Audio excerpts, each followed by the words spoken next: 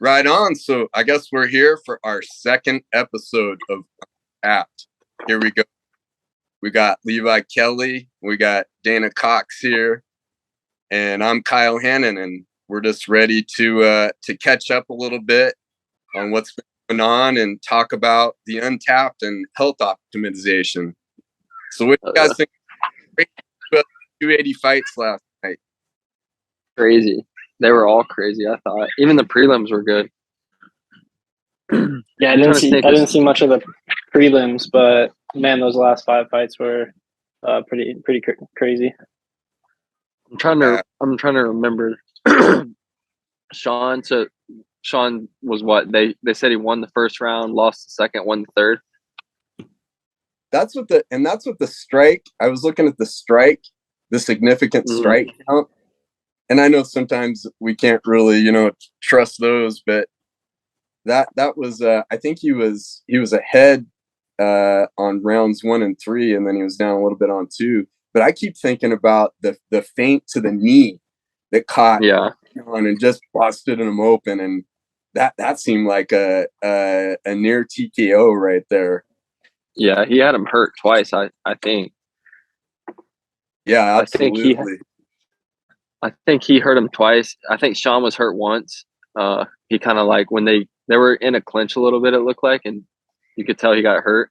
But I think that was good for Sean too, to be like in that 15 minutes of just war.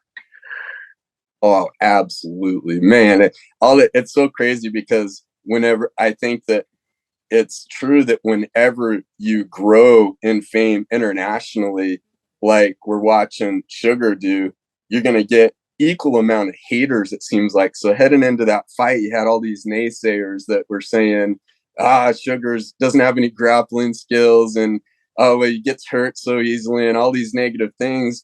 And he goes and disproves everything in this crazy epic war. I mean, it might be fight of the year. It was immediate fight bonus. And you still got haters coming out saying, he lost the fight. Yeah.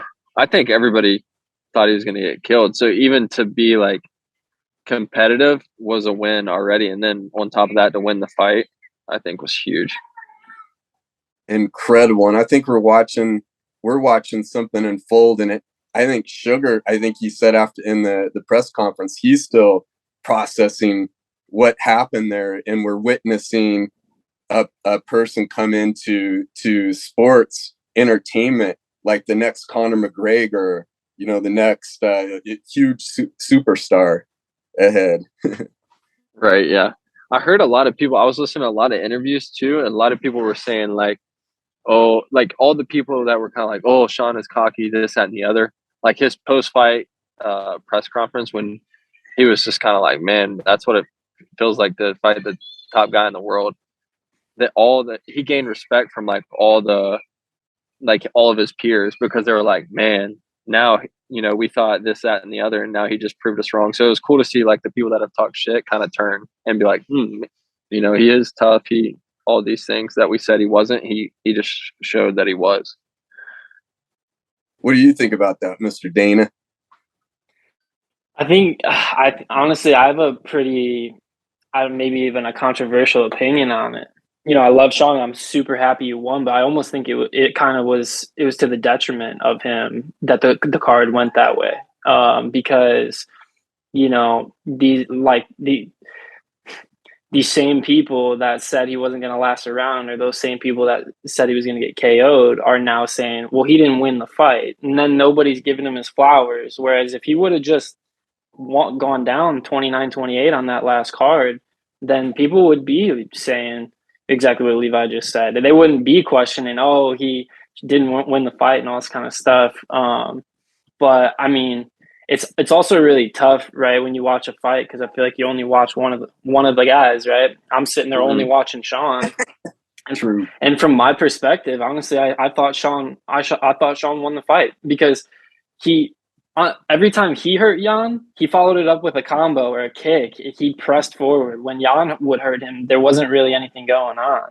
And so, I mean, it's I think it was obviously they deserve fight of the night, but it's kind of a bummer that the cards went that way, because now people are just going to, the casual fans, I should say, are going to be hating on him even more now, saying he didn't deserve it. So it's funny how something weird always happens during his fights, huh? Mm-hmm. I thought once he cut his eye open, like that was it for me. I was like, if this was a 5-round fight, Sean would have finished him because he couldn't see. It looked like he couldn't see out of that eye. Thought he broke it, dude. I thought he broke his orbital or something right there on the edge. He swelled up so quick. He was squirting blood out on Sean's face when they got against the cage and everything. Yeah, it was bad. Yeah, it was. Man, I love it. This UFC talking for those that are catching up with us or don't follow the UFC. We love talking about the UFC because we believe it is the ultimate. It is the ultimate entrance into competition, ultimate entrance into the human body, where you can get into the untapped. And I think the fight we're talking about, Sugar Sean and Jan, I think that it was at the highest level of what's coming up in the next generation of combat sports as it continues to evolve in just a higher and higher skill set. And this fight was incredible. For 3 rounds, both of those guys literally were trying to kill one another. And and we're not just talking about going in and just, throwing whatever. It's highly, very, very high skill set that the amount of training that went into that. We were in the same gym training with Sugar at Soul Fighters, and we can see how hard he works. We're involved at the Recharge Center. We did all of his meal prep for fight camp. So my wife, Chef Mama Ara, did all of his meals. So we're kind of part of his team. So it becomes more meaningful when you're part of his team and his family. So we've seen just how incredibly hard and how incredibly disciplined he had to get to prepare for that moment of entering into war, into the untapped. Mm-hmm. I think it's even more like special for Sean because he doesn't have to fight. Like a lot of these guys, they have to do it. So it's even tougher to be that disciplined when you don't really have to. True. Because he financially, I feel like he's already, he's set up where he could not fight ever again and he would be fine. So to be kind of like the Connor thing, to be that disciplined once you already have all the money and things that you probably initially wanted out of fighting, and to keep doing it at that high level is just crazy. And he's he's still young, so he's got a long ways to go. Man, speaking of people hearing, hey, you don't even need to fight, or people questioning what are you doing? Why are you fighting, or why do you participate in that? I'm thinking about Levi here, and I'm looking at his awesome background with the trees, and he's not in Arizona. Those aren't Arizona trees. What's going on over there? No, so I came back planned on being 2 weeks, and connected with Nico Price. He's fighting December 3rd. So I went into their gym, and just Nico's like the most down-to-earth human I've ever met. Like, wow. What you see on TV is exactly what you get in person. And I've never seen it be like that clear. Like exactly what you see on TV is literally exactly what you get when the cameras are off. Nico's Nico. And like to be here training with him has been huge. Just from especially from like a cardio standpoint, I've never seen anybody train as much as him. Like almost to where I'm like, oh my God, like I don't know if this is smart, because he'll train like 4 or 5 sessions a day. Like I'll get to the gym at 9 and he's already 2 sessions in, and then we do 2, and then he trains in the evening. I'm like, this dude is, but you see in his fights, like the cardio, he just breaks guys. Like he just walks guys down, and he's just on them like a gnat the whole time. So that for me, that's been huge, just to see, okay, this dude's got to be top 100. Like he's got to have the top 100 cardio of all athletes in the world. Probably, I would, if I were to guess, I would say at least top 100. And being humble, aren't you kind of keeping up with them right now? With a humble answer. Yeah, I mean, I feel like I'm right there, but just to have somebody where it's like I can't slip up or he can't slip. Like, we're both on each other's tail the whole time. And for me, it was kind of eye opening too. Like, I've been training with, and nothing against like any of the guys back in Arizona, but mostly just doing the MMA stuff with the amateurs. And to be like in the camp with a UFC guy and be kind of like his right hand man for this camp has just been like, for me, getting in shape wise, I feel like I'm in the best shape of my life. And I'm probably doing 3/4 of what he's doing, because there's some things I can't do. But it's incredible to watch, and just the energy he has. Like, the other day he did 5 rounds, fresh guy for 5 rounds, and then that was in the morning, and then he had a full boxing practice after that, and then jiu-jitsu in the evening. So he did full 5 rounds with the fresh guy, then just like nothing, right into a boxing thing with conditioning at the end, and then trained that night. And I think he lifted before that, and I was like, dude, I don't know how you keep this energy. It's crazy. That is wild. You know, I'm thinking it'd be good for people to know a little bit about each of us. And we got Dana here with us, and he's reluctant to be on the podcast. But I'd like people to know who Dana is. Who the heck is this guy? Well, as far as any fighting things go, I definitely don't partake in any MMA stuff as of right now. But you know, the reason I know you guys, of course, is getting hooked up with Timbo Sugar Show and everything. So getting to see Sean in his early days, which was pretty crazy. You know, it's fun talking about just what Levi said earlier. You know, he's got the money now. He could hang it up if he wanted to. It'd be just fine. And you know, when I first met him, it was just every episode I showed up for, he was talking about him wanting to be the champion. And you know, hearing that, and still hearing that, you know, I watched his post-fight interview as well. You know, I think, you know, he says that the people want him to be the champion, but I think that he still is feeling that way too. So that's pretty cool to hear. But yeah, those guys helped me get started with the podcast stuff. In a way, putting that on my resume helped me get the job that I have now.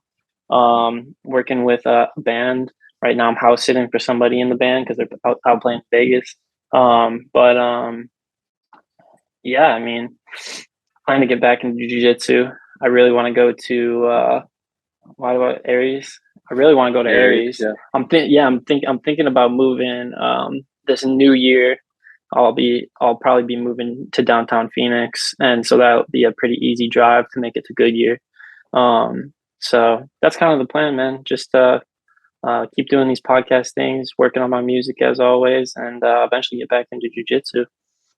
Gotta check out Doc's Beat and Sutton House. That stuff is fantastic music. Dana's being super humble. He's around some of the best in the world right now. And if you take a listen to his music, he's a high level, not just a composer. Wasn't both of your parents also musicians?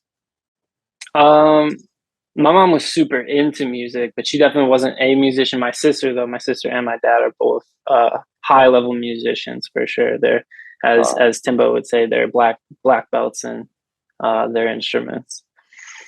That's fire. So cool, man! Oh man, unbelievable. What do you got? How you feeling?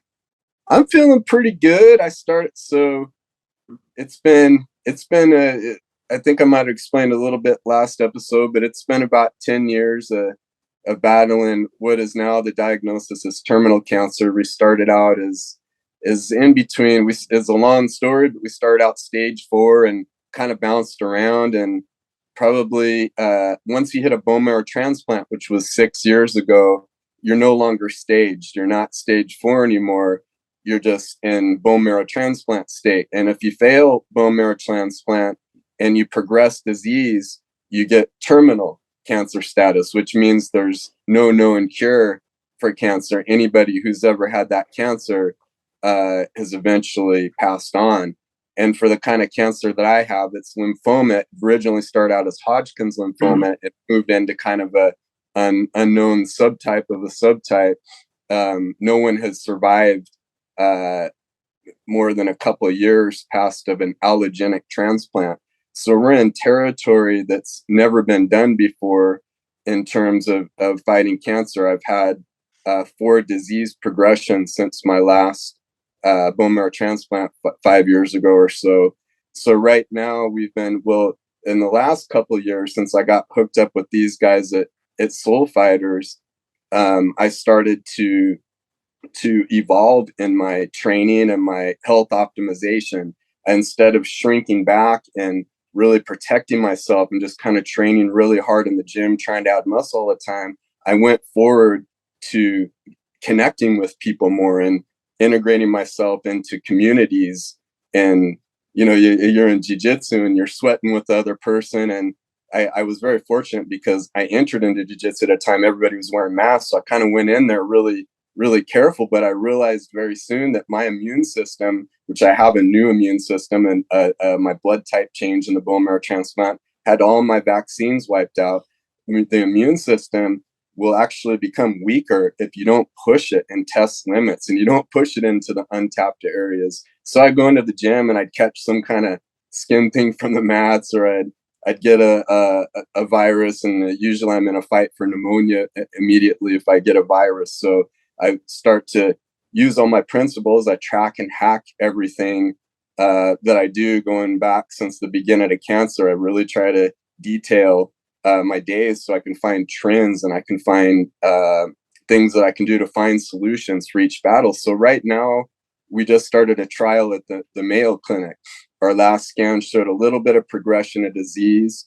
We've been pretty smooth overall. I get some days that are pretty rough sometimes, but it's just kind of like my job now.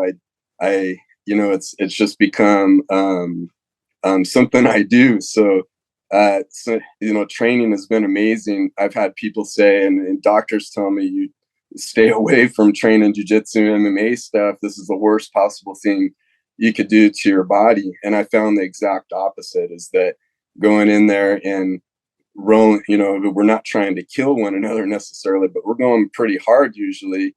I found that it knocks me down, but it pushes my immune system up as well. And the immune system is so complicated. It's not black and white. There's so much that goes into it. So with me, my new immune system goes to kind of attack weaknesses sometime. And there's all these variables that go into it. But in the end, training and going hard in training, if I can get through those training, the harder I train, the better I do later. And so like right in the last couple of weeks, for example, what I've been battling is some tumor pain. I got a couple of tumors that spread into the lymph nodes. So there's a couple of small ones on the left lung, a couple, maybe 1.5 centimeters in the right groin, a couple centimeters in the right underarm. And those things, sometimes they hurt. So I'll be training and they'll kind of flare up with inflammation and things. And so you kind of learn to train through the pain. And I have a lot of things that I do to manage that pain. And sometimes I don't have the oxygen. I did a tournament a few weeks ago where I did something. I wanted to enter into the Untapped. So I did 2 days tournament. One tournament was Saturday and the next day was Sunday. And a bad idea, but I went in against the 18 to 29 year olds. I'm 47 years old and pushed myself through a lot of matches. And took a beating in most of the matches, but it was really good to push my body past that point of getting into that Untapped. And that's right now we're entering into this trial, and that preparation of going through that, where I just push myself past the limits. Now I'm kind of resting. I kind of pulled back and only trained 4 times last week, for example, and trying to add muscle so I can be ready for this trial. And I noticed that the more that I focus ahead on, this could happen, or what's going to happen in this trial, it's a big unknown. This is a new class of drug that I'm doing. The more I focus on the known, then there's a little bit of stress and worry can manifest. So every time that starts to nip at my heels, then I'll just focus, okay, what's the plan? What's the preparation? How can I prepare best right now in this moment. I'm not going to think about what happened before. I'm just going to be in this spot. And then when it comes time, I know I got to go into the fight. Then we're going to go forward. So kind of excited ahead. There is a potential in this trial that we could achieve remission, which would be amazing. We've never had true to remission in 10 years. If we did remission, we would enter in something called a CAR T trial. There's a lot of new forms of it. And if that may eventually down the road in a couple of years give us a shot at cure. But I'm a believer in God too. I know that the impossible, I've seen it in my own life and others' lives. And I know that, you keep doing what you're doing, and God is the one in charge. He's my ultimate doctor. So if he wanted to cure this at any time, he could cure it, and it's going to wipe out, and, going to wipe it out. Or like any of us, I could wake up tomorrow and find myself in a really bad state. So we just got to keep pressing ahead. I went on a while there. So. Hell yeah. No, you're good. That's fire. No, it's a good it's good for people to, yeah. It's good for people to hear that stuff. Cause it's the thing I keep going back to is like all the stuff I do for sports and stuff, my training to enhance my health and all these things. You're doing it to like beat this thing that's never been beaten before. So it's cool to see, like, I'm trying to go to places that have never been by athletes, and you're trying to do things that have never been done by a cancer patient. And you've already broke those records. Now you're in the territory that's just the longer you go, like you already have money in the bank. The longer you go now, you're just making the record more and more and more. So it's cool to see. Yeah, I was gonna say, I couldn't, man. It's like a fight camp, and obviously the way you're kind of describing it is that, I think people question why Sean will hop on it and do his live streams and play video games and stuff like that. Because, like you said, you keep thinking about what's to come. You're gonna be stressing and feeling, right, iffy about it and all that sort of stuff. And so, you definitely got the right mindset about it. I was gonna ask you, have you ever met anybody else that's, kind of been in a same position as you and sort of made it out, maybe not got a cure like you're talking about, but, implemented exercise to help with their cancer?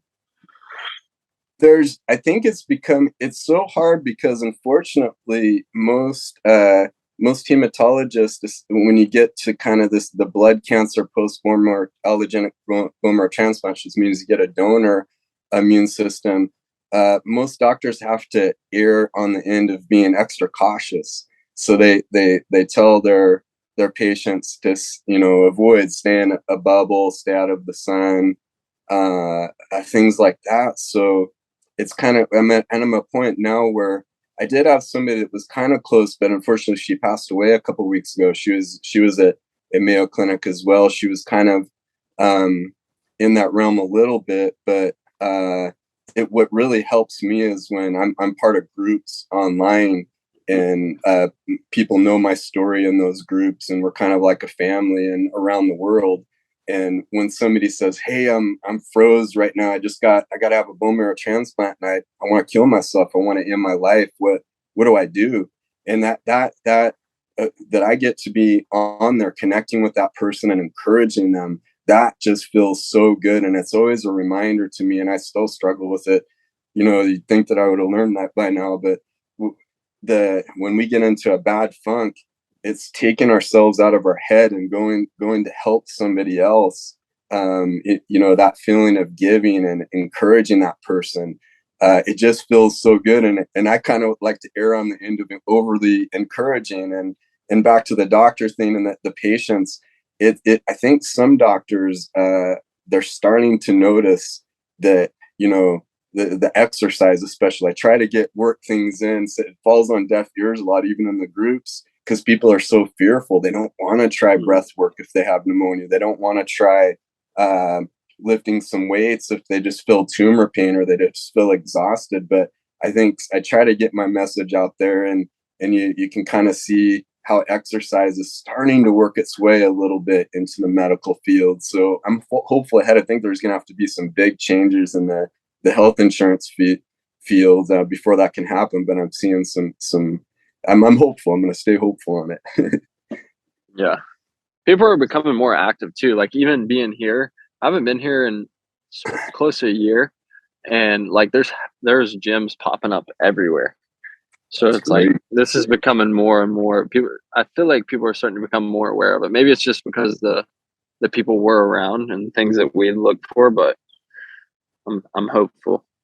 I think you're right. I think people are valuing the recovery. Before, it was just a freakish thing to do a cold plunge or do 30 minutes of breath work. But I think now we're seeing that start to pop up. And I think podcasts, I mean, that Joe Rogan as being the top podcast out there, he's talked a lot about those amazing health optimization tools, and he's had a lot of guests on there that have been pioneers in those fields as well. Yeah. I think about sometimes when I'm like training and I have 3 minutes left of something, I'm like, because I know 3 minutes so well in like a miserable quote unquote miserable state, I'm like, well, I can sit in 32 degrees water for 3 minutes, so I know I can make this workout for 3 more minutes. Like as soon as I hit that 3 minute mark, I'm like, I've been through hell for 3 minutes before, so Man, you know, that's been like a checkpoint, especially like 5 minute rounds or a circuit or certain things. And then I see, okay, I'm like once 3 minutes, then it's like on the gas for me. It's like I can sprint for 3 minutes, I feel like. Levi, I wanted to ask you, kind of talking about what Kyle talked about. You know, he trains and stuff like that, and sometimes, you know, he might catch a virus and have to sit it out or get pneumonia or something like that. How do you make sure not to overtrain yourself? And have you in the past to where, you know, you've gotten sick and had to, you know, because I think a lot of people they always want to know the most, right? So like, for example, somebody wants to know what's the most amount of protein I should be you know, consuming to build a certain amount of muscle. And so it's like, how much can you really train without getting yourself sick? And what do you have to do for recovery if you are going to do 4 to 5 sessions a day like Nico Price? I think it's a gradual thing. I think it's like not something you can just like, I can't just wake up tomorrow and do 5 sessions like Nico does. Like that's something that he's instilled for the smarter or for whatever it is. Cause sometimes I feel like guys are training a little bit too hard, but it's like, you don't really know because you're not living in there. You don't even know what they feel like. But to be, for me at least, it's been a gradual, like I can gradually do more and more and more. But I'll always get to a point where it's like, okay, I'm pushing too hard. Like I'm not recovered. So now I don't feel as sharp in practices. So when I don't feel as sharp or I don't feel as motivated, that's when I know I have to take back. And then sometimes when I'm not pushing hard enough, I feel the same. Like if I'm not training hard enough, I feel just as bad as if I'm training too much. So it's like finding that even ground where you're pushing hard enough, but not too far. And then sometimes it's good to like, if I'm at the end of a block, I do 4-week blocks. So if I'm at week 3 and I know I have 1 more week, well, it's like, okay, maybe I'm fatiguing, but I need to go to this area like that I haven't been before to break down. And granted, I know my 5th week is going to be worse, but just to do this and just to feel this, like for a time that I've never went this far. So I just want to feel this, even though it might not be the smartest thing. Just trying to be cautious of like injuries and stuff like that. You don't want to get hurt, but you can definitely, go a little bit too far just to feel what it feels like. That's good. Like it's training yourself to get into that untapped when you do have to have the performance. And I think like what Sugar Sean does, it's so tough. I heard a lot about injuries and training camp this time with TJ Dillashaw fighting through. I guess he went through camp with the shoulder problem, and fighting with his shoulder was popping out during the fights. And what these fighters got to go through is flirting with that injury thing and being wise, when it's learning. Right. Kind of like, it sounds like you're learning and you're starting to master that. And it's awesome because I think you're pioneering another breakthrough in science as the science gets stronger and stronger for learning when we need to, cut back. There's there's mountains of scientific studies in the Olympics, and I think the Olympics and the UFC Institute are two examples of the highest level of where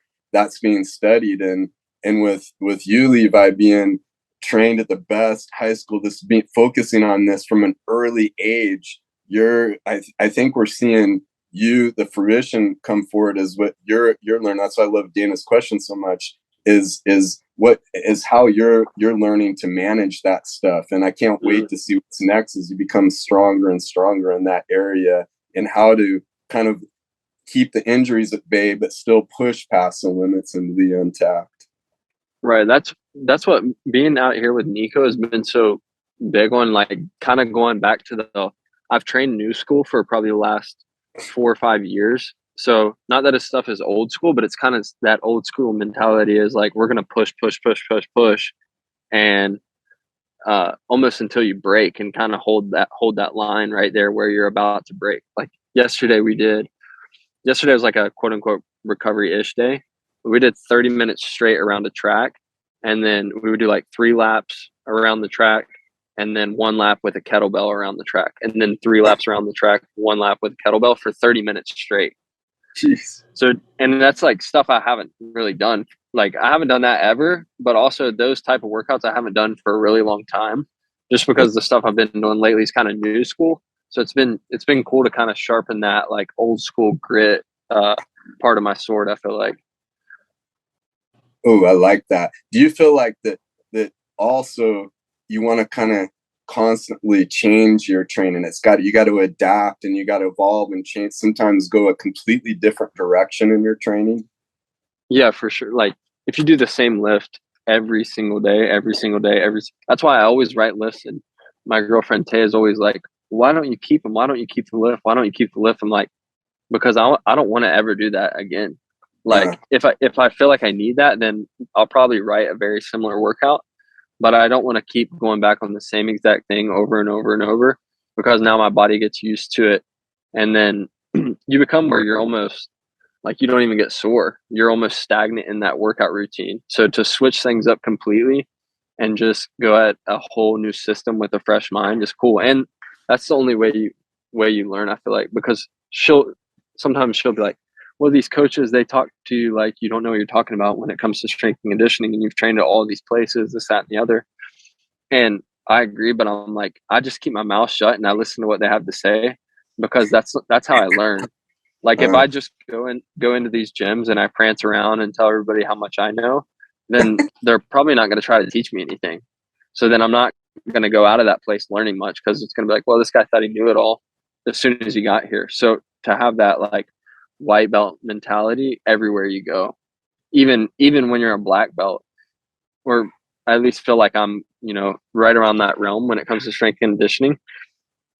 But to go in there and just be like, not say a word, not have to, make a case for what you know in that realm, just listen and take what you can from these people that have also been doing it for 10, 20 years. Right on. So we're talking about health, and there's a lot of people say there's 3 main components of health. There's your physical health, there's your emotional, mental health, and there's your spiritual health. What do you guys do for spiritual health, to keep your spiritual health strong? For me, I just try to, for one, I think it's valuable to like share that message, but to try to continue to build that relationship. Oh, did he cut out? You Whoops. There? Sorry. There we go. For me, I think it's you should always just try to practice building that relationship with your higher power, whoever that may be. So being open to, okay, this is a relationship I want to have, and maybe I don't fully, because I feel like a lot of people, they get overwhelmed with the God. So it's like, oh, it's, who are we to say this, that, and the other? We can't even wrap our heads around this. But just the attempt to try, and, you're practicing it, you're trying to figure it out, you're looking into all these types of things to try and understand what's even going on. And the cool thing about this gym is they do Bible study and stuff on Wednesdays, and I've never like been into I'm going to open the Bible today and read it. I should probably do it more. But it was good to kind of, they broke it down like, oh, we're going to look at this one little paragraph and we're going to have like a group discussion about it with like-minded people that I can kind of connect to. So I love it. the reading from that and like translating that into modern day our life, because sometimes it's hard to interpret. Okay, this stuff is written so long ago, I can't really understand what they're trying to say, or I don't even know what this word means because today it means this, but thousands of years ago it meant that. So just being in a group and being able to discuss and try and figure it out and try to interpret what they were trying to say is, I think that's maybe not number one, but a definite pillar that you could practice. I love it. I love it. And I think all three of us are guys that really are proponents of freedom of belief and whatever you want to believe, as long as it's people are peaceful at the root and are striving to be kind. And I love talking about all that stuff in terms of spiritual health. And I think it's such an important component. If you don't spend time in all three of the areas, the physical, the emotional, and the spiritual, one can kind of decline at however you're going about it. And I always think, like, for me, I can kind of trigger those with physical movement.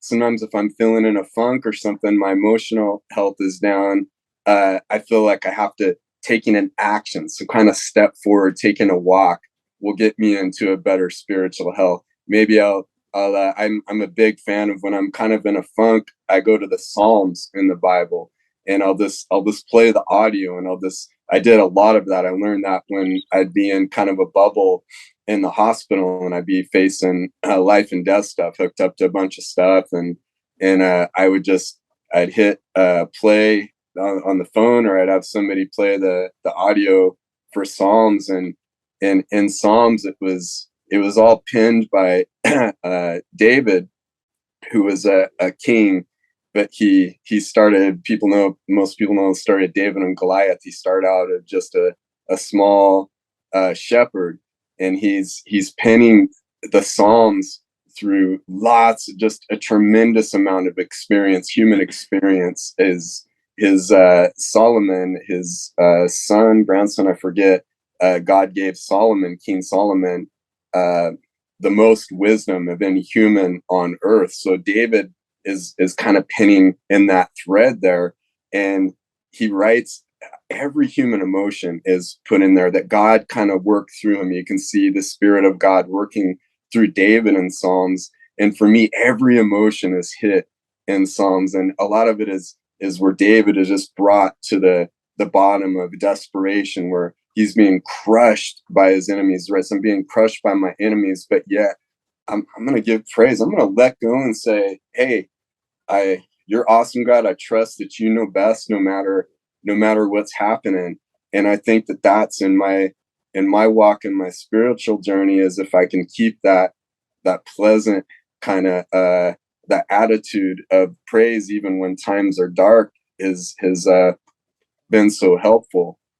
And I kind of want to know what Dana thinks too. Like, what do you do for your spiritual health? Yeah, I mean, I relate to what you said about, just getting on a walk or going and hitting a workout or something that can really spark that. But for me, I probably do it the other way. Spiritually, I have to tap in first thing in the morning. I have to do a meditation. I have to write. And typically, if I'm at a loss of words, I'll read something, some sort of self-help book. Awareness is such a great book to go off of Atomic Habits, but kind of like what Levi said, taking a small passage and then kind of diving into that, as opposed to like, oh, well, I sat down and I read this whole book and this is who I am now and stuff like that. I don't think it works like that. I think that to really tap in and understand, putting your ego aside and all that kind of stuff, you have to take it step by step, these small passages, trying to understand how that relates to you. So that's typically what my morning will look like, is a meditation. I like guided meditation through Headspace. I've been doing that since probably 2017. And And yeah, I mean, spirituality, I focus on my personal spirit, and how can I keep my spirit high, and not let that bring other people down. And I guess that's kind of my focus and what I think of when I think of spirituality. So Yeah. The coach here that I was working with, that does a lot of this workouts and stuff for us, he was talking about how like the most important thing you have, like money, all these things, materials, cars, even your body, like it's your character is the number one important thing because that's what's going with you. Like if your character is solid, like then you've accomplished a lot. That's the one thing that you should really focus on is how do I become a better person and how does this affect my entire character? Because essentially like that's what you're leaving with. That little voice inside your head, that's that's what's going and everything else is staying behind. So to have that in the best possible place you can have it whenever your time is and being prepared for that, you know, I think is huge. He was talking about that and they talked about like comparing religion and God to kind of like you're in this fight but he's in your corner and he's kind of calling the plays and you just got to trust in you know kind of what he's spitting at you and just stay in the fight and trust that he's put you in the right spot. He's prepared you. You're as trained as you could possibly be. You're in the right spot for your life. And, you know, maybe this isn't exactly what you thought it was going to look like, but he's got the plan and just continue to fight and keep throwing. And the only time where things get super dark and lonely is when you throw in the towel or you tap and just kind of give in. Ooh, that's good. I yeah, really I love like that. how you. Oh, go ahead, Dana. Sorry. No, I agree. I love that. So good. That I really like how you were saying you want to have that white belt mentality when you go into the gym, and I love how you say too, like, hey, it's hard sometimes to understand the context of where is this passage or this word, and you're in a group, and I love that humble attitude, that you know, like it's the white belt mentality. I feel like in the spiritual walk, over time, I've been involved and off and on in a lot of different groups and things like that. Is I get really kind of sketched out when somebody says they know all the answers, when they've got it all figured out. And I kind of feel the same way wherever I am. If there's a gym and there's a instructor, if that person is like, I got this all down, or there's a pastor that's like, yes, I'm very important and you know, I've got it all figured out, and I'm the one you go to for all the answers, and everybody's kind of following that one person. To me, when I study Jesus in the Bible, and I studied basically the whole theme of the Bible, that the character of Jesus is a humble person. He didn't go out and say, you know, people aren't saying I go out and follow this guy. He's got all the answers. He knows everything. And I love that openness. It says in the Bible, we want to always learn about God like a child, because as soon as you start getting, I struggle with myself. As soon as I got this figured out and I should have it this way or whatever, that's when I start to fall. So I just love that white belt humble mentality. I'm praying that I can keep it. Yeah, it's challenging. Like for me, sometimes I'm just like, God, I want to tell these idiots like they don't know what the hell they're talking about. But then they might give me 90% of what they're saying might be garbage, and I know that it's garbage. But if I just tune out, I might miss the 10% of knowledge that I could take with me for the next couple years or for forever. Beautiful. 100%. That's so good. Well, I think that's if you guys got anything else, that is a nice finish as we roll on into the next week ahead. I think that's a good that was a good one. Levi, when are you coming back? The week after Thanksgiving. I'm gonna do Thanksgiving in West Virginia. So I'm gonna leave here the week of Thanksgiving in West Virginia, and then I'm gonna fly from West Virginia to Arizona. So they'll go to Orlando probably that week, and then he'll be fighting on the 3rd, and then he wants to fight again in January, I think he said. So. Crazy. Yeah, Who he's ready because he had. Oh, go ahead. Sorry. He had knee surgery, so he's been out all year. So he's trying to fight as much as he can. Ooh. I was running your guys' picks real quick for the Silva Paul fight ahead. I don't even know. I'm gonna go with Paul. I'm gonna go with. I haven't thought about it much. I want to fight that Avila guy on the card. Awesome. Let's do it, man. I think probably, I don't know. I have no clue. Kind of a situation like Sean and Jan, huh? It's like, man, it could toss it up either way, to be honest with you, from a striking standpoint. I mean, I don't really know. I don't know. Yeah. I don't know. I'm gonna watch it. I haven't watched Jake Paul enough to really, like, I'm not into the whole, I guess he's becoming more of a realistic boxer now, but I'm not into the whole like whatever fights with the other guys he was fighting.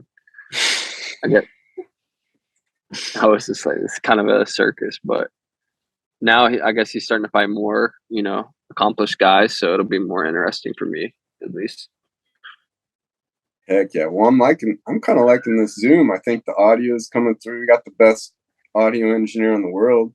Probably the best. It's gonna be the best Zoom anybody's ever heard on podcast.